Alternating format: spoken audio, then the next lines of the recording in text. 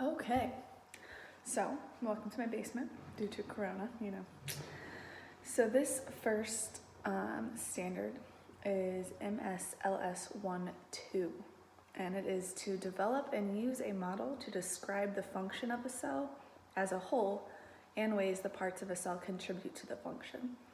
So I actually did this lesson with my 6th graders at Baum Elementary, and we used gummy bears as the cells to see how osmosis affects a cell. So the whole process is that the kids would get a worksheet. That was the first thing. And on the worksheet, they would make their predictions on what they thought would happen to the gummy bears. And then I told them what they were going to do with the gummy bears. So we have 3 cups. The first cup is just water. The second cup is water and a spoonful of salt. And the third cup, they got to choose what to do. So I actually had my parents decide what they were going to do, and they put a little bit more water and twice as much salt in. So once students made their predictions on if they thought the gummy bears were going to shrink, get bigger, lose their color, some even thought they would blow up, they dropped their gummy bears in, and then they had to wait 24 hours. So these gummy bears have actually been sitting in the water and salt water for 24 hours. So after the 24 hours, the kids had made their predictions, and as they were putting the gummy bears in, getting their cups ready, I was going on asking them what they thought what was going to happen and why. And we talked about how the outside of the gummy bear resembled the permeable membrane of a cell, and how water goes in and out of this permeable membrane in a cell to give the cell nutrients. So that's what the water and the salt water was going to do, is represent osmosis of a cell. So on day 2, we pull the gummy bears out of the water to see their changes. So the red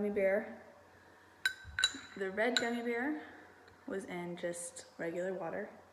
The green gummy bear I just pulled out, 1 scoop of salt. And this orange gummy bear was in double salt. So let me show you guys these. So after 24 hours, you can see the red gummy bear with just water got a lot bigger. It even crumbled a little bit as I pulled it out compared to the original size of the gummy bear. Here with green, this was salt water. The gummy bear got a little bit bigger, but it's still pretty solid compared to the original. And here with double the amount of salt, the gummy bear lost almost all of its color. It's almost transparent.